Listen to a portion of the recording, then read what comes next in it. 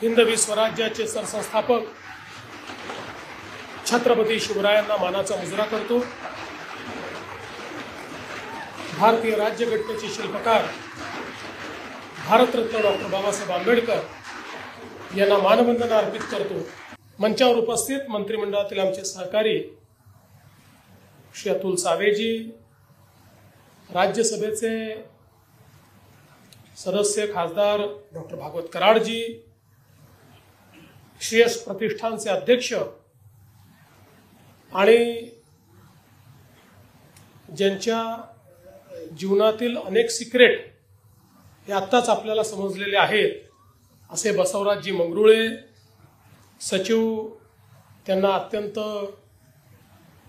जोरदार साथ देणाऱ्या संगीताताई Mangrule, colonel John Daniel, doctor Swati Daggi, doctor Paresh Deshmukh, Shri Kishor Shitole, Shirish Boralkar, त्याचप्रमाणे दिनकर डरवळे, श्रीराम भोगले, छत्रपती संभाजीनगर महानगरपालिकेचे आयुक्त श्री जी श्रीकांत, श्री मानसिंग पवार, श्री अद्वैत मंगरुळे, ऐश्वर्या मंगरुळे, मंचावरील सर्व मान्यवर, या ठिकाणी छत्रपती संभाजीनगर शहरातील उपस्थित असलेले अनेक मान्यवर, अतिथीगण आणि प्रिय विद्यार्थी भगिनी आणि बंधूंनो, आज मला अतिशय आनंद आहे की श्रेयस आयुर्वेदिक कॉलेज अँड हॉस्पिटल आणि रिसर्च सेंटरच्या नवीन वास्तूच्या उद्घाटनाच्या निमित्ताने या ठिकाणी येण्याची संधी मिळाली।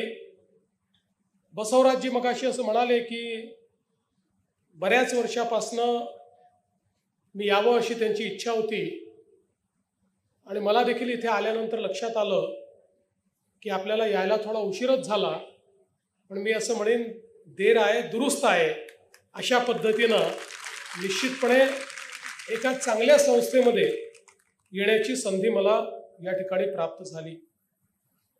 बसवराजजींनी अतिशय मेहनतीतून ही संस्था या ठिकाणी उभी केली। स्वतः ते एक इंजिनियर आहेत, एक यशस्वी उद्योजक आहेत आणि सोबतच शिक्षण क्षेत्रामध्ये काहीतरी करायचं इच्छा निर्माण झाल्यानंतर त्यांनी एक स्वप्न बघितलं आणि त्या स्वप्नाच्या पाठीमागे लागून अत्यंत संघर्षातून ही संपूर्ण संस्था उभी केली। आज इंजिनिअरिंग, पॉलिटेक्निक, MBA, आयुर्वेदिक कॉलेज अशा विविध संस्था या संस्थेच्या माध्यमातून चालवल्या जात आहेत आणि हळूहळू या संस्थेचं नाव देखील छत्रपती संभाजीनगरमध्ये, मराठवाड्यामध्ये एक उत्तम संस्था म्हणून घेतलं जात आहे आणि याचं जे काही सगळं श्रेय आहे ते निश्चितपणे बसवराजजींच्या त्या स्वप्नांना आहे, त्या स्वप्नाच्या पाठीशी त्यांनी केलेल्या मेहनतीला आहे आणि म्हणून मी त्यांचं आणि बहिणींचं आणि या संपूर्ण श्रेयसच्या टीमचं अतिशय मनापासून अभिनंदन करतो। आज आपण आयुर्वेदिक कॉलेजचं या ठिकाणी उद्घाटन केलंय आणि आपल्याला माहिती आहे की आयुर्वेद ही जगातली एक अत्यंत प्राचीन अशा प्रकारची चिकित्सा पद्धती आहे। खरं म्हणजे आपले जे वेद आहेत त्या वेदांमध्ये, अथर्ववेदामध्ये आपल्याला आयुर्वेदाचा उल्लेख सापडतो आणि आयुर्वेदाचा संपूर्ण जर कालावधी आपण बघितला तर भारतीय जीवन पद्धतीमध्ये निसर्गाशी साधर्म्य ठेवून जी जीवन पद्धती तयार झाली त्या जीवन पद्धतीचा एक भाग म्हणून आयुर्वेदासारखी ही चिकित्सा पद्धती तयार झालेली आपल्याला पाहायला मिळते। आणि म्हणूनच आज जगामध्ये, आपल्या देशामध्ये अनेक चिकित्सा पद्धती आहेत। सगळ्याच चिकित्सा पद्धती चांगल्या आहेत, कुठली चिकित्सा पद्धती वाईट नाही, पण या सगळ्या चिकित्सा पद्धतीमध्ये अगदी रूट कॉज पर्यंत जाऊन त्या ठिकाणी नैसर्गिकरित्या एखादा रोग बरा करण्याची जी कला आणि क्षमता ही आयुर्वेदामध्ये आपल्याला पाहायला मिळते, ती क्वचितच इतर ठिकाणी आपल्याला पाहायला मिळते. इतर सगळ्या ज्या चिकित्सा पद्धती आहेत या सिम्प्टोमॅटिक हिलिंगच्या पद्धती आहेत, पण होलिस्टिक हिलिंग हा जो विचार आहे की संपूर्ण शरीर जे आहे ते शरीर निरोगी झालं पाहिजे, अशा पद्धतीचा विचार हा आयुर्वेदामध्ये केलेला दिसतो.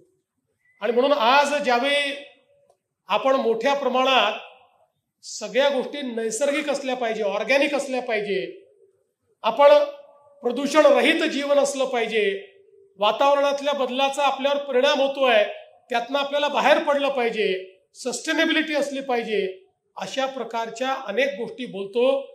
या सगळ्या गोष्टींचा विचार करणारी संहिता कुठली असेल तर तो आयुर्वेद आहे.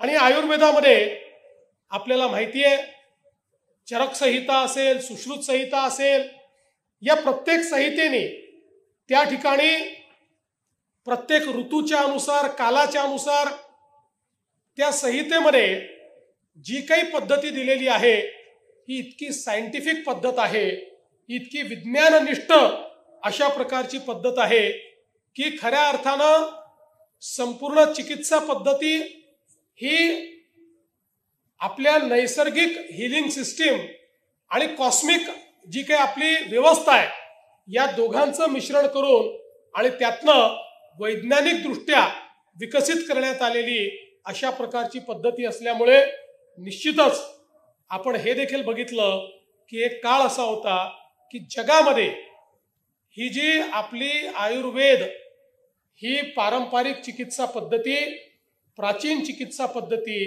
एक सर्वोच्च परमोच्च बिंदूवर गेलेली आपण बघितली. अर्थातच नंतरच्या काळामध्ये विशेषतः 10व्या शतकानंतर जी आक्रमणं आपल्यावर झाली त्या आक्रमणानंतर जे काही आक्रांत्य होते त्या आक्रांत्यांनी जी पद्धती आणली त्या पद्धतीचा अवलंब आपण करू लागलो आणि त्यातनं आपल्या या पारंपरिक चिकित्सा पद्धती थोड्या मागे पडल्या. त्याच्यामध्ये एक प्रकारचं मिश्रण देखील त्या ठिकाणी झालं.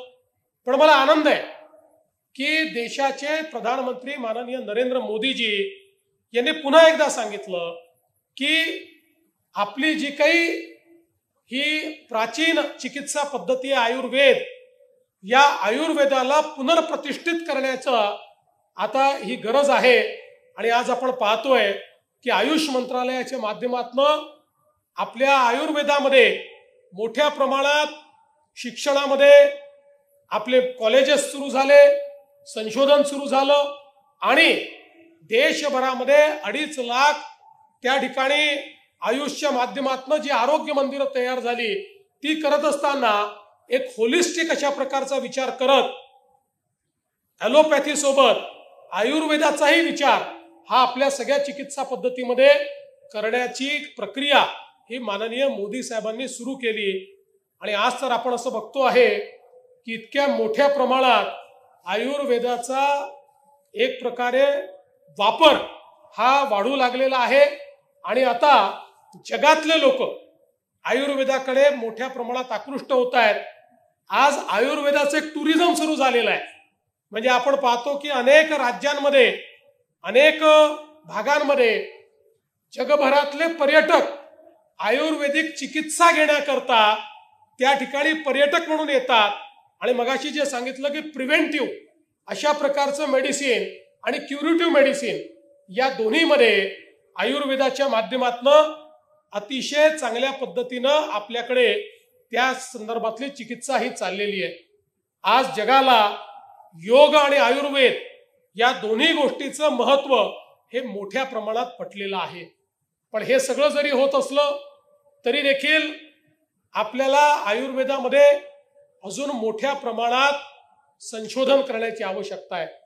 आज आपण पाहू शकतो की सुश्रुतांनी जवळपास 1400 वर्षापूर्वी त्या ठिकाणी प्लॅस्टिक सर्जरी काय असते हे जगाला सांगितलं, शल्यचिकित्सा काय असते हे जगाला सांगितलं. आणि सुश्रुतांची जी संहिता आहे त्या संहितेमध्ये शल्यचिकित्सा करण्याकरता, प्लॅस्टिक सर्जरी करण्याकरता कुठले कुठले त्या ठिकाणी प्रोसिजर्स आहेत, काय इक्विपमेंट त्याच्याकरता लागतात, कुठले टूल्स लागतात, ते कसे तयार करतात, ही प्रक्रिया कशी करतात. म्हणजे आज तर आपण पाहतो की सिनेमामध्ये जे काम करणारे हिरोईन्स आहेत किंवा ज्या नट्या आहेत, हे आपल्या नाकाची सर्जरी करून आपलं नाक ठीक करतात. अनेक वेळा थोडं डोळ्यामध्ये स्क्विंट असतं ते ठीक करतात. या सगळ्या सर्जरीज आजपासून हजारो वर्षापूर्वी सुश्रुत करायचे, त्या जगाला त्यांनी शिकवल्या आणि जगभरातले लोक भारतामध्ये या सर्जरीज करण्याकरता यायचे आणि त्या ठिकाणी प्लास्टिक सर्जरी सारखी सर्जरी किंवा वेगवेगळ्या रायनोप्लास्टी सारखी एक नाकाची सर्जरी, या सगळ्या सर्जरी त्या काळामध्ये या आयुर्वेदाच्या माध्यमातून आणि सुश्रुत संहितेच्या माध्यमातून पारंपरिक पद्धतीने आपण केली. आणि आजही जगातल्या अनेक देशांमधल्या मेडिकल कॉलेजेसमध्ये गेल्यानंतर सुश्रुताचं त्या ठिकाणी आपल्याला फोटो किंवा त्यांचा पुतळा दिसतो आणि फादर ऑफ सर्जरी अशा प्रकारे त्याच्या खाली लिहिलेलं असतं. कदाचित आपला इतिहास आपण विसरलो, पण जगाला आपला इतिहास माहिती आहे की आपण या सगळ्या चिकित्सा पद्धतींमध्ये किती पुढे गेलो. आणि म्हणूनच आज आपण पाहतोय की आयुर्वेदाच्या माध्यमातून केंद्र सरकारने 23 सप्टेंबरला आयुर्वेद दिवस जाहीर केलाय. आणि हा दिवस का निवडला तर आपल्याला माहिती आहे की त्यावेळी सूर्य हा विषुववृत्ताच्या जवळ असतो आणि दिवस आणि रात्र ही सारखी असते. आणि असं आपण समजतो आयुर्वेदामध्ये की या दिवशी आपलं जे मन आहे, आपलं जे शरीर आहे आणि पर्यावरण आहे, यांच्यामध्ये एक समतोल हा आपण निर्माण करत असतो. आणि म्हणूनच असा हा दिवस अतिशय वैज्ञानिक दृष्ट्या आयुर्वेद दिवस म्हणून किंवा आयुर्वेद चा प्रचार करण्याकरता एक महत्वाचा दिवस म्हणून केंद्र सरकारने त्या ठिकाणी जाहीर केला. आणि आपल्याला मला सांगितलं पाहिजे की या ठिकाणी बसवराजजी तुम्हाला हे आयुर्वेदिक कॉलेज का उघडता आलं, तर मोदीजींनी मोठ्या प्रमाणामध्ये आयुर्वेदिक कॉलेजेस उघडण्याकरता, म्हणजे मेडिकल कॉलेजची संख्या तर मोदीजींनी आपले त्या ठिकाणी जवळपास 3 पटींनी वाढवली, पण आयुर्वेदिक कॉलेजेसची संख्या ही जवळपास 3 पटींनी या ठिकाणी वाढवण्याचं काम हे मोदीजींनी केलं. आणि ही चिकित्सा पद्धती ही सर्वदूर पोहोचली पाहिजे या संदर्भातलं काम आज या ठिकाणी झालंय.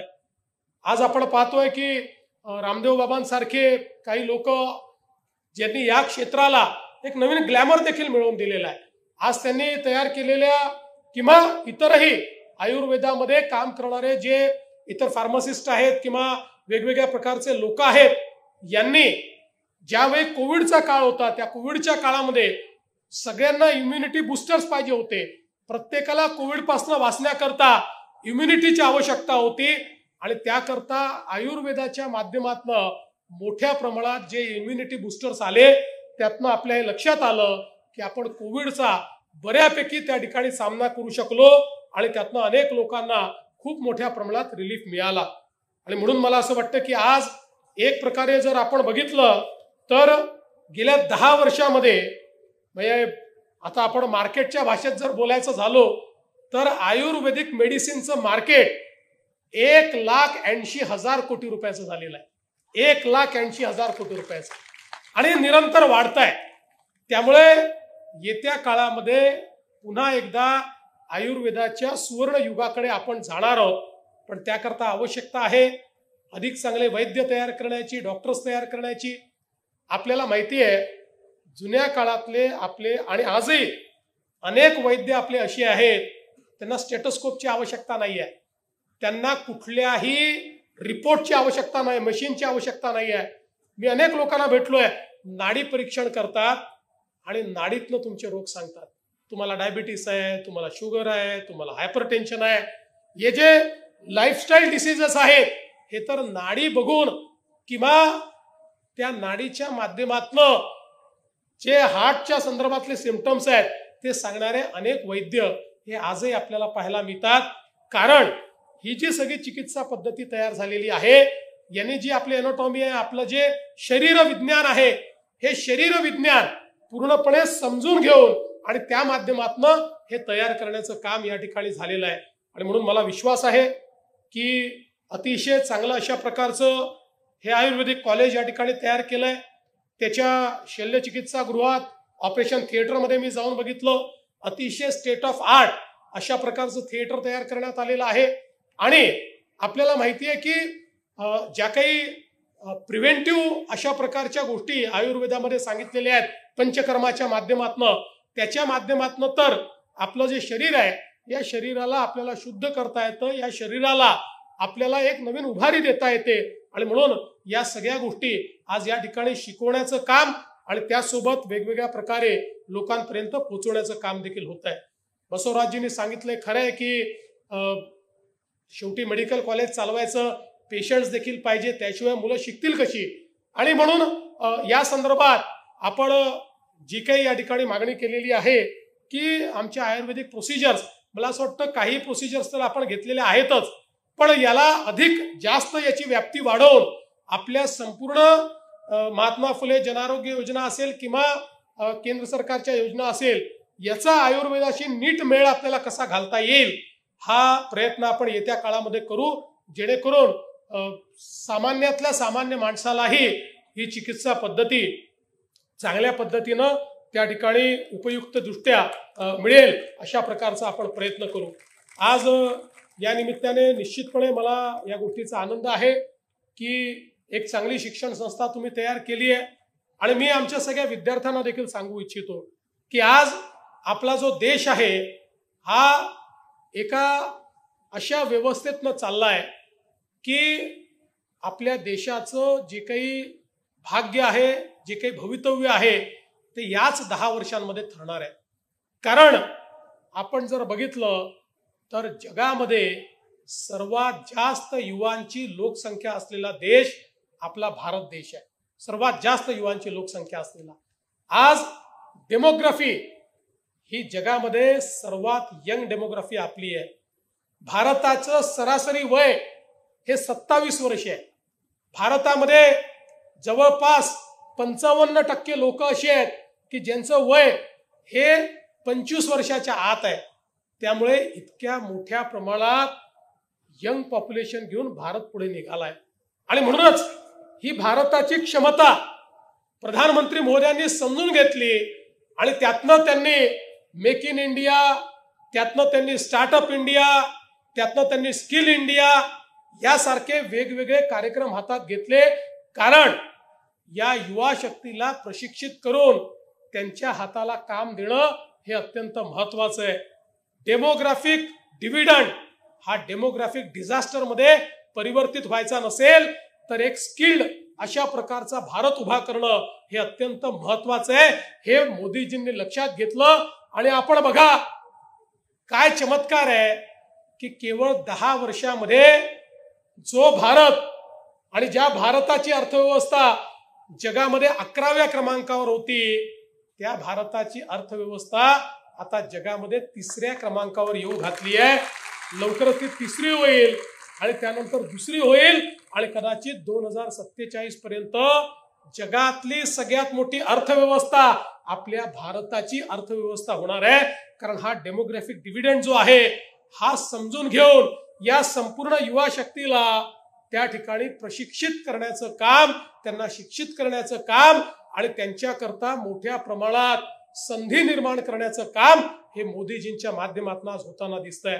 आज आपण संभाजीनगरचा विचार केला तर गेल्या 10 वर्षामध्ये संभाजीनगरमध्ये आपण त्या ठिकाणी ऑरिक सिटी सारखी एक सिटी तयार केली, DMIC आपण तयार केलं.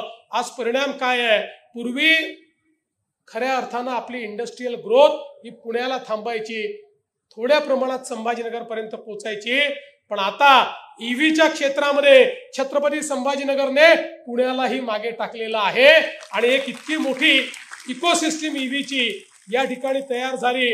आज आम्ही ज्यावेळी इंडस्ट्री घेऊन या ठिकाणी येतो किंवा कुठल्याही इंडस्ट्रीला इथे इन्व्हेस्टमेंट करायला सांगतो त्यावेळी इथे आल्यानंतर इथली इकोसिस्टीम बघितल्यानंतर ते या ठिकाणी इन्व्हेस्टमेंट करायला तयार होतात. नव्हे तर आम्हाला इथेच करायची आहे अशा प्रकारची त्यांची भावना तयार होते. आणि अर्थातच मंचावरही आमचे इंडस्ट्रीजचे सगळ्या संघटनांचे लोक बसले आहेत, आमचे अतुलजी सगळे आमचे नेते आहेत. या सगळ्यांनी खूप मोठ्या प्रमाणात ही इकोसिस्टीम तयार केली आहे. पण हे सगळं या ठिकाणी आपण करतो आणि मला विश्वास आहे की येत्या काळामध्ये इतक्या मोठ्या प्रमाणात सगळ्याच क्षेत्रांमध्ये ही जी काही ग्रोथ होणार आहे ती ग्रोथ सस्टेन करण्याकरता जो ह्युमन रिसोर्स आपल्याला लागतो तो ह्युमन रिसोर्स हा आपल्या या महाविद्यालयांच्या आपल्या युनिव्हर्सिटीजच्या माध्यमातून तयार होणार आहे. मी बसवराजजींना एकच विनंती करेन की बसवराजजी, अतिशय सुंदर कॅम्पस आहे, अतिशय कल्पकतेने आपण तयार केलाय. इथली हिरवळ ही बघण्यासारखी आहे. इथलं वॉटर कन्झर्वेशन हे खूप चांगल्या पद्धतीने आपण केलेलं आहे.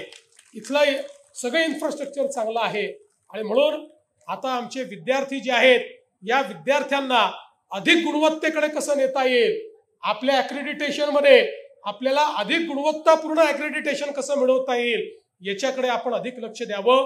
आणि बसवराजजींबद्दल मी एक गोष्ट बघितलेली आहे, या माणसाने जे मनात घेतलं ते तो माणूस करतोच. त्यांनी सांगितलं की मला सगळे जिद्दी म्हणतात, पण मी तुम्हाला एक सांगतो, जिद्दीशिवाय माणूस कधीच कुठलं काम पूर्ण करू शकत नाही. तुम्हाला माहिती आहे, मंजिलें उन्हीं को मिलती हैं जिनके सपनों में जान होती है, पंख से कुछ नहीं होता, हौसलों से उड़ान होती है. त्यामुळे हौसले पाहिजे, हिम्मत पाहिजे, हिमतीनं पुढे गेलं पाहिजे. हिमतीनं जर पुढे गेलो तर आपण काही करू शकतो. आणि म्हणून मला विश्वास आहे की येत्या काळामध्ये गुणवत्तेच्या बाबतीत या ठिकाणी वेगवेगळ्या मानकावर आपली ही कॉलेजेस या ठिकाणी देशातल्या इतर कॉलेजेसची मोठ्या प्रमाणात कॉम्पिटिशन करतील हा विश्वास मी व्यक्त करतो. आणि या चांगल्या संस्थेमध्ये आपण मला निमंत्रित केलं, या कॉलेजचं उद्घाटन करण्याची संधी मला दिली, या सगळ्या आमच्या विद्यार्थी भगिनी आणि बंधूंशी 2 शब्द बोलण्याची संधी दिली, त्याबद्दल तुमचे मनापासून आभार मानतो. ज्यांनी अतिशय उत्कृष्ट अशा प्रकारचं स्वागत गीत गायलं ते आमच्या सर्व भगिनींचं बंधूंचं देखील अतिशय मनापासून त्यांचं कौतुक करतो, त्यांचे आभार मानतो आणि माझे 2 शब्द संपवतो. धन्यवाद. जय हिंद, जय महाराष्ट्र.